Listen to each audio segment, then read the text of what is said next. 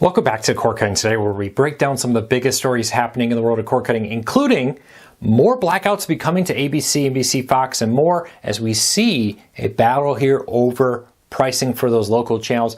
Look for this to happen on cable and probably streaming. I'll tell you everything you need to know.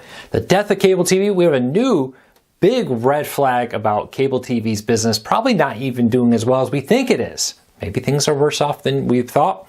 And Amazon, Netflix, and Hulu are dominating cord cutting still to this day. But how are the newer services doing? We got a new report here that gives a look at the top 10 most popular streaming services.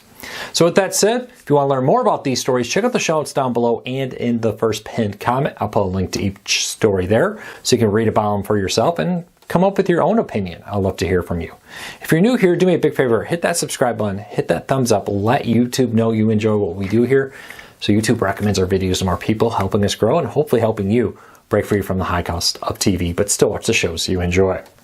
All right, let's start off with a report from DirecTV. Now, one of DirecTV's executives went on an interview with Sports Business Journal on their podcast and talked a lot about the future of TV.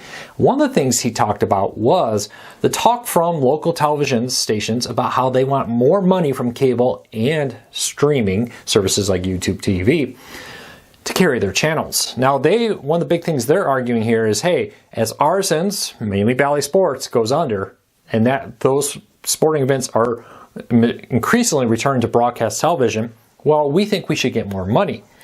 DirecTV says not so fast. We foresee similar fights to what RSN saw, which resulted in RSNs being dropped by many major networks, including satellite services like Dish, Sling, Hulu, YouTube TV, and more. Now we're seeing more and more talk of this happening there. So we'll have to see how this all plays out. But DirecTV said, hey, we expect these blackouts to become more common as retransmission fights increase. So what does that mean for you? Well, it could mean as contracts come up for renewal, we could see more repeats of the Nextstar and DirecTV blackout. For over a month, Nextstar-owned local stations were darkened DirecTV Stream and DirecTV. That resulted in a massive loss of content. Now, you can get with an antenna, but it does bring up a lot of issues there.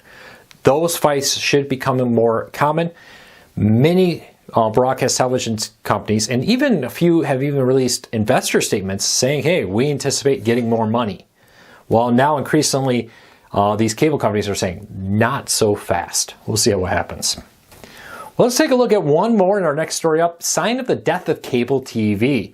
Now, cable TV we know has been struggling for a while, but we're getting a look at one of the big companies behind it, behind cable industry, one of the suppliers of the hardware and the equipment that actually makes cable work. Harmonic Inc. manufactures a lot of cable equipment, and they released their earnings yesterday. And in those earnings, a few things, they said, hey, their broadband, their internet business now makes up 60% of profit, so creating equipment for broadband internet for cable companies. And the video service lost 19.5% of revenue in the third quarter year over year. So this quarter versus the same one last year, 19.5% of the revenue is down. Now, there was a jump in their video business in streaming. The equipment that is used to stream, especially live sports, saw a nice growth, but was not able to offset the massive drop in video overall. Now, because of that, they said they're doing strategic review of their video unit, looking at possibilities for it. And during the earnings call, the CEO said they already have interested buyers to buy up the video, allowing them to just focus on broadband internet equipment. Why is this important for cord cutting and cable TV? Well, it gives us an idea of what's happening in the world of cable. This is the company that's in the back end manufacturing the equipment. Well, if cable companies aren't buying it because they're struggling, that's making this company struggle. So it's given us a little idea of what the cable companies are predicting in the future. And basically what they're predicting in the future is they don't need as much cable TV equipment. We've already seen some cable companies go streaming only. We've seen Spectrum start to move customers in that way as the preferred go-to-market strategy. And because of that, it's meaning there's less and less need for a company that supplies the hardware needed to make cable TV work. It's a red flag. It's a big red flag for what's happening under the hood of cable TV. Because this is forward-looking, right? This is cable companies projecting the future demands, what they need, what they're going to invest in, and they're saying it's not cable TV. So I predict that cable TV numbers are actually worse than we believe they are. We'll see how it plays out. All right, next story up of the day. We've heard for a long time that Amazon, Netflix, Hulu, and more have dominated cord cutting in the early days. Well, a new report from Parks Associates, a very good research firm that takes a very close look at what's happening in the world of television, has come out with their updated state of streaming and their top 10 most popular streaming services. And once again in 2023, Prime Video, Netflix, and Hulu are 1, 2, and 3. No big surprise there. But it's followed by Disney Plus, Max, Paramount Plus, ESPN, Peacock, and Apple TV. Very interesting to see how that all comes together. Clearly, the top companies, which, Hulu is Disney too, and Amazon and Netflix are still dominating the majority of streaming. But we are seeing these new upstarts, the companies that launched in the last few years like Disney Plus, be major impacts on this. Don't underestimate what they're doing here. Keep a close eye on it. They are going to play a big part in the future of streaming. The question is, can they get to a point where they're the dominating force? Where will Amazon, Netflix, and Hulu fall down the rankings and be replaced by some of these other companies? I want your prediction. How long can Amazon hold on? Now, Amazon has a big benefit here. One of the big things that people get Amazon for is the free shipping. All the other benefits you get. I know that's what we primarily use it for. The video is almost an added on benefit that honestly I probably don't use as much as I use Netflix, Hulu, and others. So question to you, are you similar with Amazon? Does it surprise you Amazon's number one? Let me know what you think. And could Disney Plus jump Hulu, Netflix, and Amazon to become the most popular streaming services out there? Leave me a comment and let me know.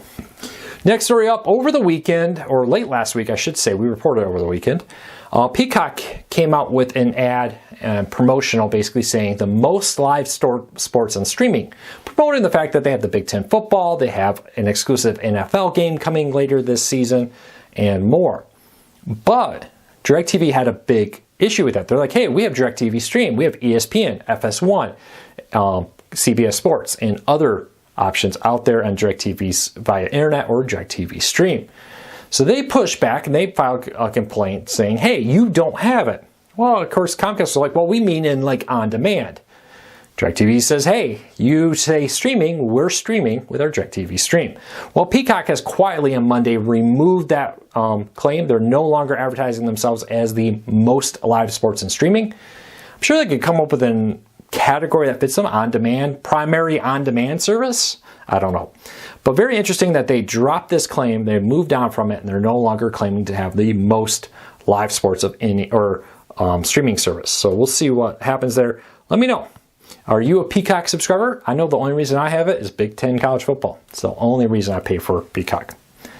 All right, speaking of DirecTV Streaming, our next story. Yesterday they added 7 new owned and operated CW networks. Nextstar has worked out a deal to bring 7 more of their local Nextstar stations in New York, Los Angeles, Chicago, Philadelphia, Dallas, Fort Worth, Houston, and Washington, D.C.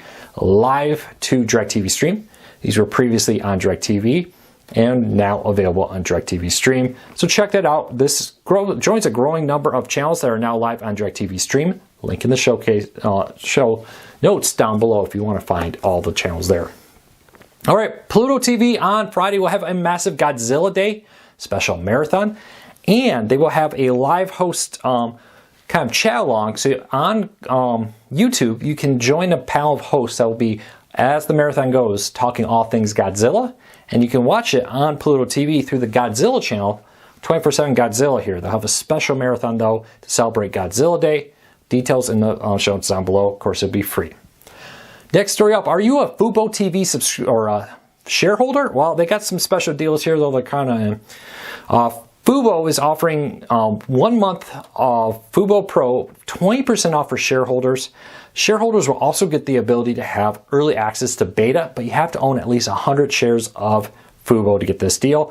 And special discounts of the Fubo Store coming soon, they say. Fubo Store just sells t-shirts and stuff with Fubo logos on it. This is basically an attempt here to try to drive some more Fubo stocks sales. At the time I posted this, just before opening yesterday, from when you're watching this, the stock was at about $2.31 with that. So we'll see how this plays out. But Fubo says, hey, if you own at least 1 share, you can get 1 month of Fubo, 20% off of the Fubo Pro.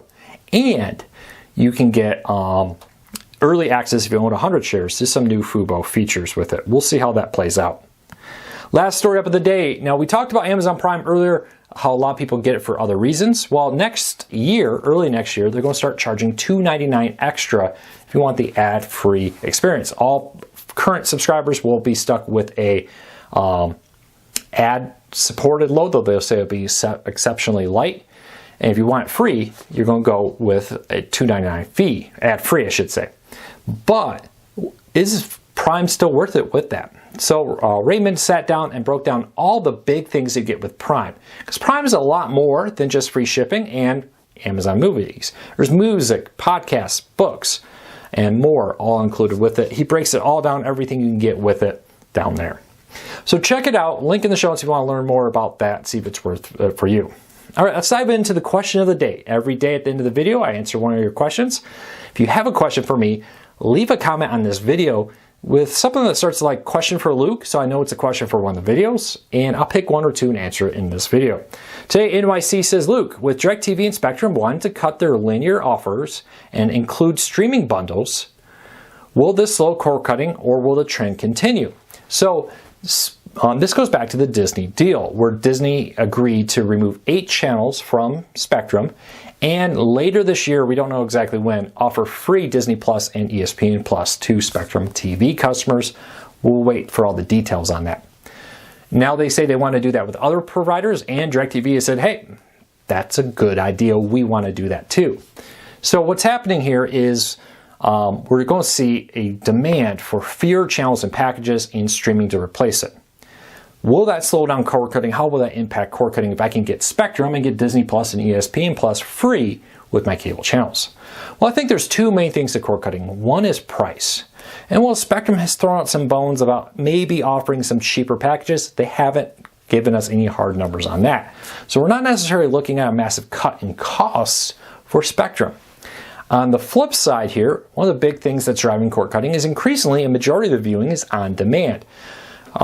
Recent numbers from Nielsen have suggested that less than 30% of TV viewing is cable networks now. That comes as increasingly people are getting Disney Plus, Paramount Plus, and more.